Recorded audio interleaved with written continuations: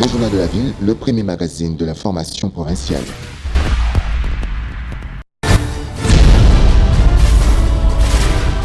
Tout de suite, le journal.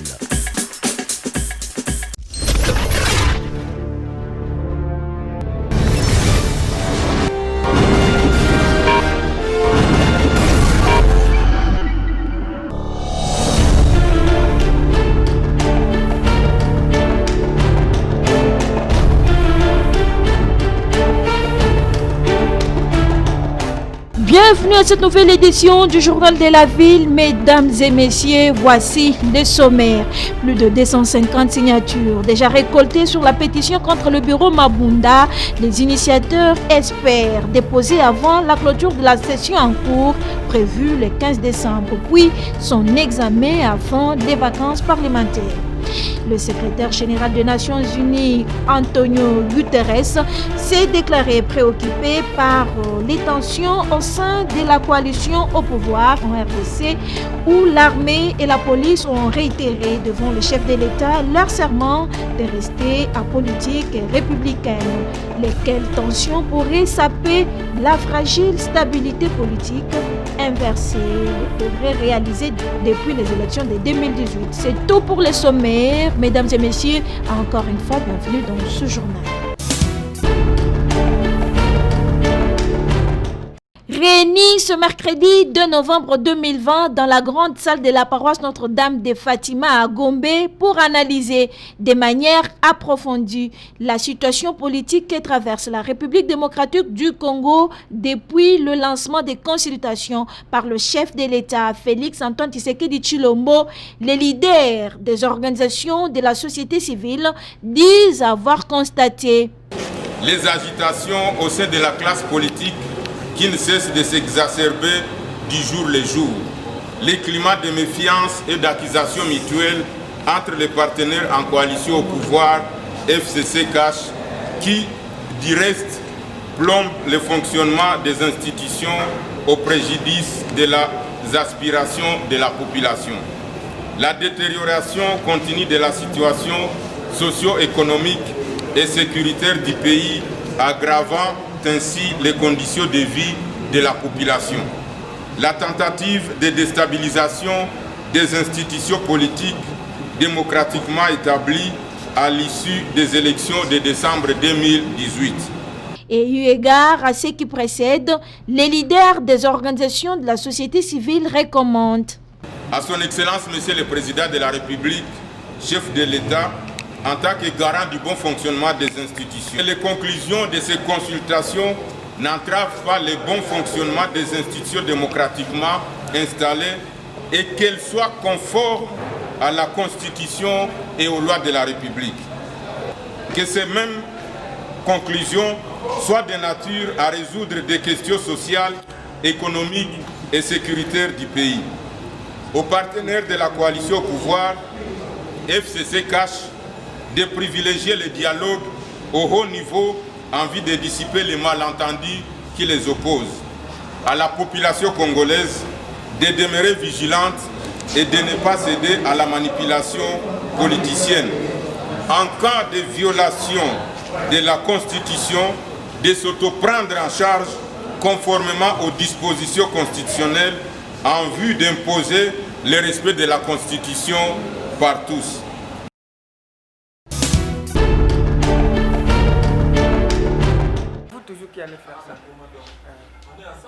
Le collectif de mouvement citoyen G24 monte au créneau et fustige avec la dernière énergie la situation de crise politique entretenue délibérément par les acteurs politiques congolais, dont ceux de la coalition FCC-CACH. Chers compatriotes, en cette période éminemment difficile pour la destinée de notre avenir, nous revenons auprès de votre souveraineté suprême pour vous rappeler et vous informer la situation délicate dans laquelle les politiciens plongent l'avenir de nos enfants.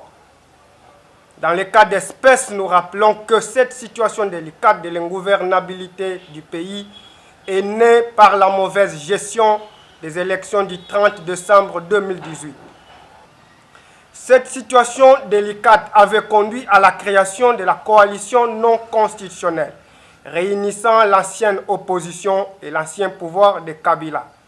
Cette coalition censée garantir le bien-être de tous a, à la grande surprise, conduit le pays dans la crise la plus historique depuis notre indépendance. Au cours de cette sortie médiatique, le G24 a profité de cette occasion pour donner sa position sur quelques sujets d'actualité de l'heure dans les consultations nationales, sollicitant du chef de l'État la révision des ordonnances présidentielles récemment signées ainsi que la désignation très prochaine du nouveau président de la CENI, tout en soutenant n'importe quelle initiative qui encourage le respect de la Constitution et de l'État de droit. Le G24 reste disposé à encourager, à collaborer et soutenir toute initiative ou démarche tendant à faire triompher l'avènement d'un État de droit, la promotion de la démocratie chèrement acquise, la garantie des libertés individuelles, le respect des droits humains, de la Constitution et de toutes les lois de la République. Pour rappel, ce regroupement fait partie de mouvements citoyens qui ont sérieusement mis en mal le régime précédent, exigeant mordicus le strict respect de lois du pays.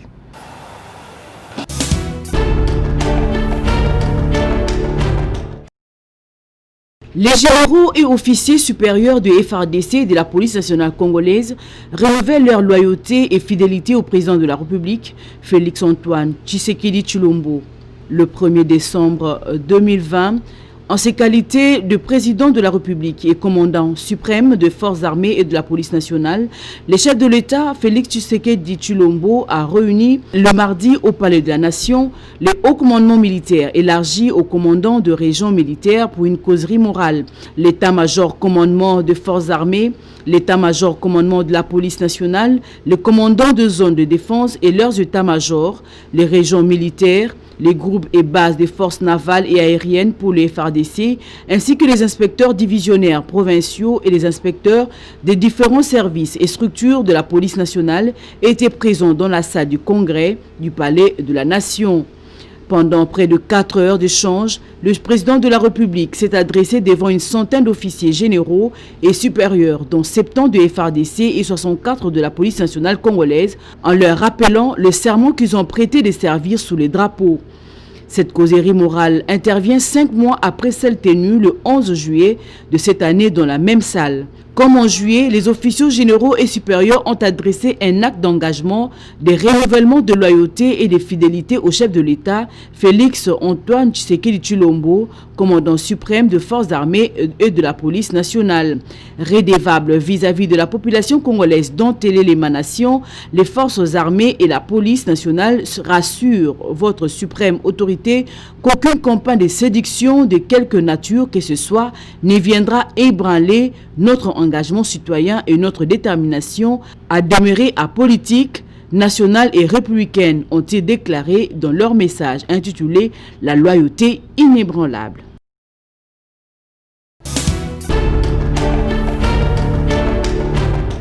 Célébrer cette année sous le thème mondial, solidarité mondiale et responsabilité partagée, et avec comme thème national, soyons responsables et solidaires pour vaincre le sida d'ici 2030, la cérémonie officielle de la journée mondiale de lutte contre le sida s'est déroulée au PNMLS sous la direction du ministre de la Santé, Dr Etienne Longondo, représentant personnel du chef de l'État à cette grande cérémonie commémorative.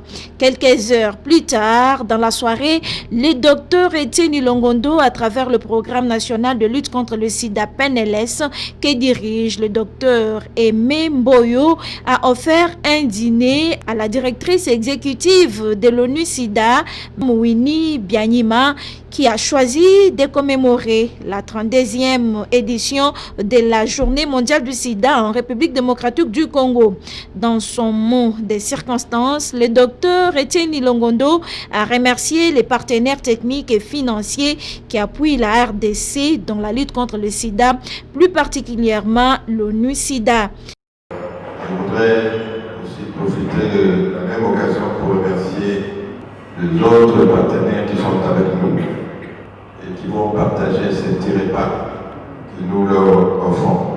Et aussi les compatriotes qui sont là, qui travaillent dans le secteur de VIH-Sida, le staff de PNMLS.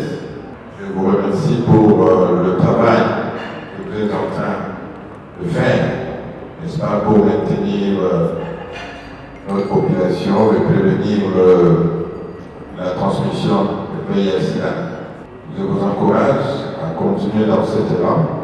Pour les PNMLS RDC, son mandat est de développer les mécanismes de réduire la transmission du VIH-Sida et des IST ainsi qu'à minimiser leur impact dans la communauté, et cela avec comme vision de bâtir l'avenir dans une RDC sans sida. Avec 0 cas de nouvelles infections à VIH, 0 décès liés au VIH, 0 cas de discrimination liés au VIH.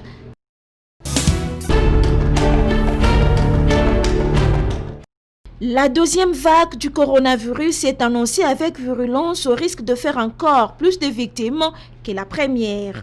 Dans les soucis de renforcer la sécurité des personnels soignants en première ligne dans la riposte en République démocratique du Congo, l'OMS et la Commission prévention et biosécurité ont procédé à la remise des matériels de protection contre la COVID-19 à l'hôpital général de référence du camp Lufungula. C'est le docteur Gervais Folefac, expert en urgence santé publique à l'OMS, qui a procédé à la remise de ces intrants à la présidente de la commission prévention et biosécurité. Partenaire numéro 1 de la RDC dans la lutte contre la pandémie, l'OMS veut, à travers ses dons, limiter la propagation du virus. Vous savez bien que depuis quelques semaines, on constate une résurgence des cas à Kinshasa et dans d'autres provinces du pays. Donc nous pensons qu'avec cette résurgence, il faut qu'on fasse beaucoup attention. Il faut que le personnel se protège. Il faut que vous respectez les mesures de prévention et contrôle des infections.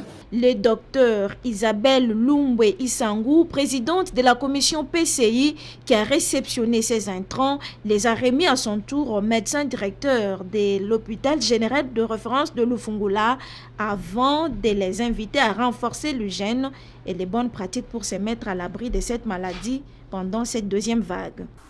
On ne veut pas entendre qu'un personnel de santé s'est infecté. C'est pourquoi vous voyez que nos partenaires, ils nous donnent des choses et nous-mêmes, nous courons vite vers vous pour vous remettre. Et ça, c'est juste symbolique. D'autres dispositifs sont là. Ça, c'est pour mettre en chaque cabinet médical. Quand les médecins consultent, c'est pourquoi j'ai fait ouvrir ça. Dès que vous quittez là-bas à consulter un malade, avant de faire un autre geste, qu'est-ce qu'il faut faire? Vous devez vous laver les mains. Et le docteur François Ndangama, médecin directeur de cet hôpital, salue cette acquisition. Retenez que ce don de l'OMS est composé de lave-mains, gants, sacs poubelles, des épis et autres.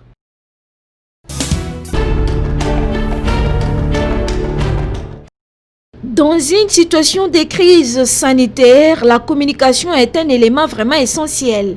En cette période où l'on craint la deuxième vague de la COVID-19 qui s'annonce plus dangereuse, pour y faire face, la population doit être suffisamment informée sur les risques qu'elle court en cas de relâchement des mesures barrières. Les médias étant la voie la plus rapide pour faire circuler le message et dans le souci d'intensifier et améliorer la communication publique stratégique, médiatique et digitale sur la COVID-19, la Commission Communication des risques et engagement communautaire a procédé au briefing des chevaliers de la plume afin que ces derniers diffusent des informations fiables qui permettront de faire taire les rumeurs pour pouvoir obtenir l'engagement communautaire afin de stopper la chaîne de transmission de la COVID. Marie-Claire Fouello, présidente de la commission des risques et engagements communautaires CREC, met un accent particulier sur la collecte, le traitement et la diffusion de l'information. Et les journalistes ayant un rôle très important dans la diffusion de l'information doivent être briefés pour mieux communiquer de façon proactive et à temps réel les informations au grand public. Et nous pensons que les médias peuvent relever beaucoup de défis, surtout les défis de l'engagement communautaire. parce que nous avons constaté qu'il y a un faible engagement des communautés, surtout dans la pratique des mesures barrières. Et si les médias communiquent la bonne information et communiquent mieux, nous pensons qu'ils vont amener les populations à améliorer leur perception du risque, à bien comprendre les risques et à prendre des décisions éclairées. Et là, par la même occasion, expliquer la vision de la CREC. Nous pensons qu'à travers les médias, nous allons réussir à faire taire ces rumeurs et cela va nous permettre aussi de rebâtir la confiance de la population envers l'équipe de la riposte et les officiels et ainsi obtenir l'engagement de la communauté dans la riposte. Faisant partie des intervenants, le chargé de communication de l'Organisation mondiale de la santé OMS, Eugène Kabambi et le professeur Vincent Lukungu sont revenus sur quelques notions du journalisme en temps de crise. Notons que la commission communication des risques et engagement communautaire CREC, avec l'appui technique et financier de l'OMS, ont rendu possible cette session de formation des journalistes.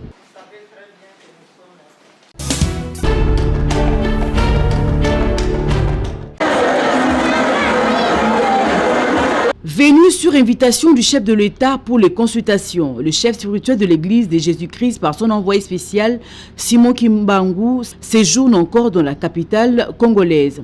Raison pour laquelle il a communié avec le fidèle kimbanguiste au culte du dimanche 29 novembre 2020 au centre d'accueil du Kassavubu. Au cours de ces cultes, Papa Simon Kimbangu Kiangani, représentant légal, a donné un message de paix pour la nation tout entière. Il a aussi exhorté aux uns et aux autres d'user de l'amour et de demeurer en unité de prière.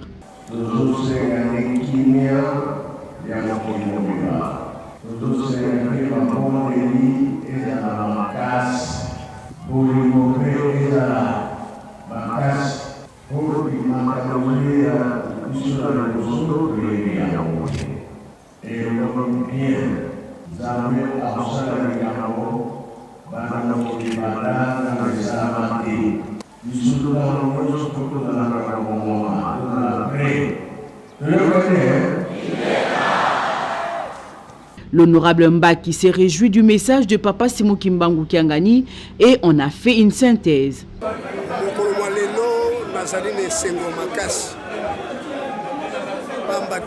Papa na biso alobi tozala na bolingo pe tozala na mabondeli makasi ba Kongo misato oyo Kongo Angola, Kongo Brazza na Kongo Kinshasa tozala bomoko alobi lisusu ete première génération ebebaka deuxième ebebaka troisième mais oyo ezali quatrième génération Nzambe alobi tosala malamu po ete asepelisa biso. Sur Ben Swaling et les représentants provinciaux de la ville-province de Kinshasa se vit honoré d'accueillir son éminent Simon Kimbangu Kiangani.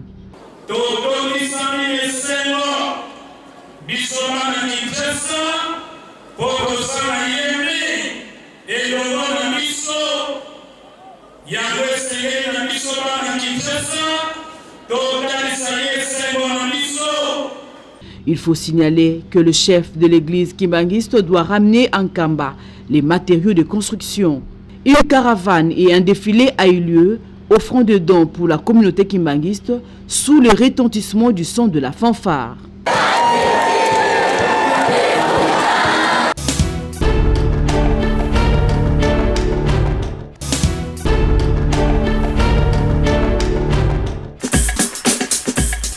Nous sommes arrivés à la fin de ce journal de la ville, mesdames et messieurs. Merci de l'avoir suivi. Le prochain rendez-vous est fixé pour ce jeudi avec les mêmes plaisirs.